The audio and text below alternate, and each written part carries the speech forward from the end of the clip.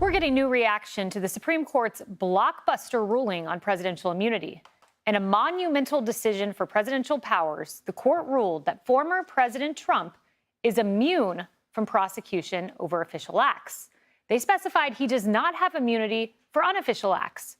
But the decision has massive implications for presidential powers in the criminal cases against Donald Trump. Hello, everyone. This is Outnumbered. I'm Kayleigh McEnany, here with my co-host, Emily Compagno. Also joining us, Kennedy Saves the World podcast host, Kennedy, Hudson Institute senior fellow, Rebecca Heinrichs, and Fox News contributor and former assistant U.S. Attorney, Andy McCarthy. But we begin at the Supreme Court, where Fox News Sunday host and Fox News chief legal correspondent Shannon Bream is standing by with details on the historic ruling. Shannon. So, Kayleigh, you heard it this morning. It breaks down this way. The court says there is absolute and presumptive immunity for a president for the official acts or core acts of his presidency. Now, they say that does not extend to criminal activity that is part of unofficial activity for a president. And here's the thing. A lot of people say, well, what about in this case? This is a rule for the ages, as Justice Gorsuch said they were writing.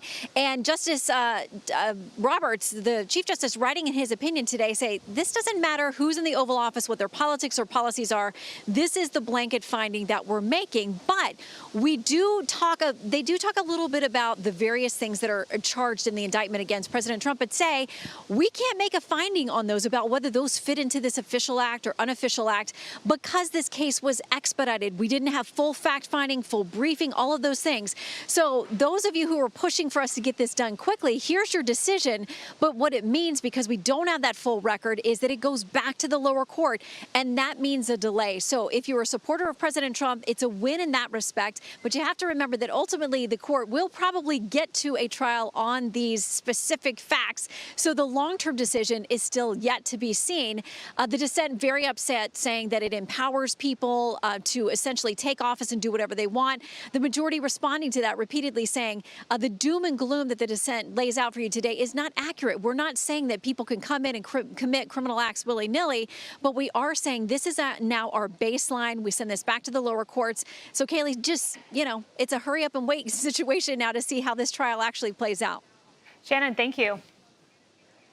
Andy, I heard you this morning mention that the Fisher case, the January 6th case we got Friday, threw out essentially part of the Jack Smith indictment, or at least put it, aspersions on it, and that there were 7 pages left, that they could go to trial on those 7 pages ahead of Labor Day. But all of a sudden we get this ruling. How does that affect that analysis? I just think it would be very un-Jack Smith-like to try to break off a little piece of the indictment and say, this is pristine private conduct. It's not informed at all by any presidential authority, and we could just go to trial on that. I don't want to be misunderstood as saying I think that's a simple, straightforward thing. I think if it was a simple, straightforward thing, remember, it happened almost 4 years ago. Somebody would have pled guilty over it. Somebody would have been prosecuted for it. Nobody has been prosecuted on the so-called fake electors scheme. Nobody. So if it was that simple, I think it would have happened already. But the way the court, I think, weighed this and the way they've written the opinion, at least as I understand it, if there's any part of a president's executive authority that is intermingled in the facts, then the judge has to make findings about how much of that can be proved. It's not just, Kayleigh, that he can't be prosecuted, like he can't be convicted. They can't use against him the immunized behavior. That makes it a very different case, evidence-wise. It's not just charge-wise. So it's complicated. It is. And, Emily, the Supreme Court went pretty far here. I mean, when you read some of this opinion, they talk about the interchange between Donald Trump and the acting attorney general. They go so far as to say this can readily be categorized in light of the nature of the president's official relationship. So that's off the table. That's an official act. They move on to some of his January 6th public statements, and they say Trump's communications in the form of public addresses possess extraordinary power to speak to his fellow citizens on their behalf. So most of a president's public communications are within the outer perimeter. In other words, they took all of this behavior and categorized it, sending the others back to the district court to be litigated.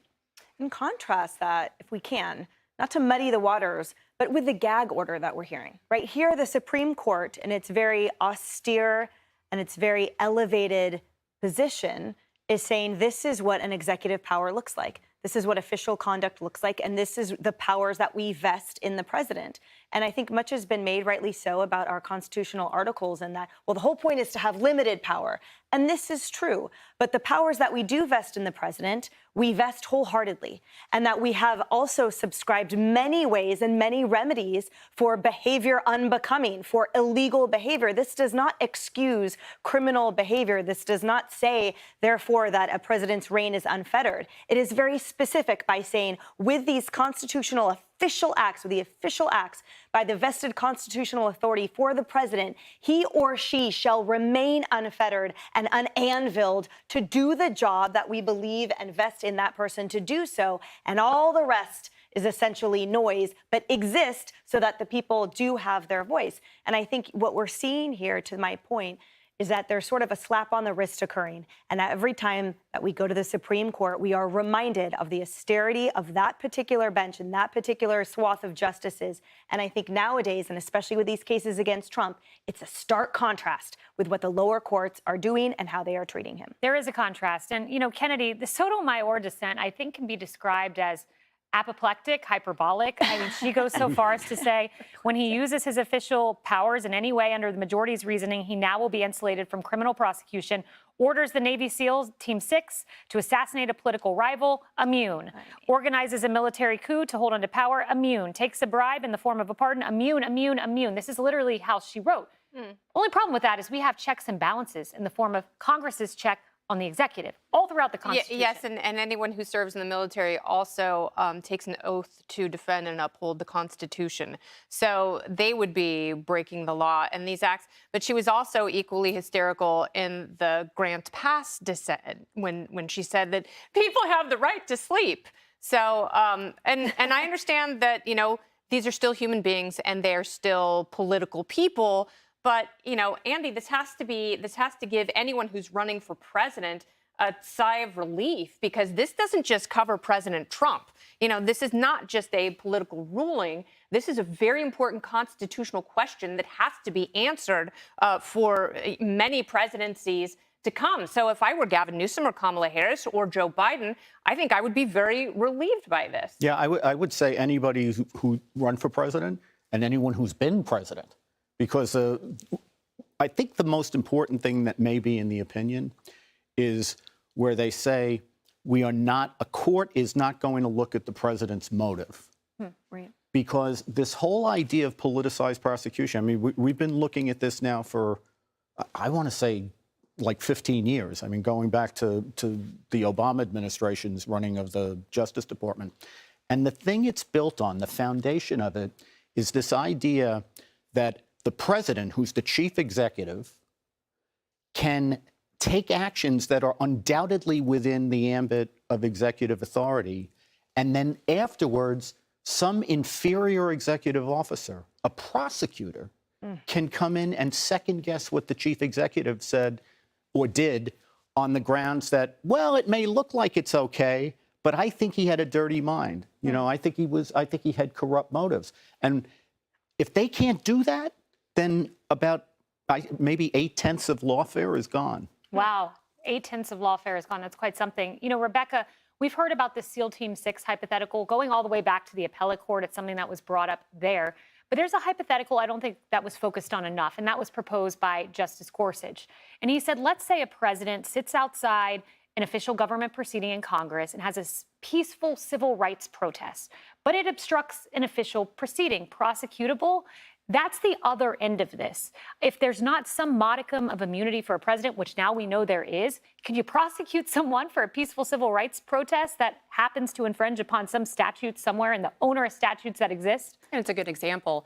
The other thing that I keep thinking about whenever I consider Sotomayor's kind of hysterical dissent is to do a gut check. What was your reaction back in 2014 when Eric Holder, then Attorney General, defended President Obama's executive authority to carry out the drone strikes against terrorists that we knew overseas, but who were American citizens? What was your reaction then? At the time, the Obama administration claimed executive authority. This is a unitary executive. He has to have broad executive authority to do that.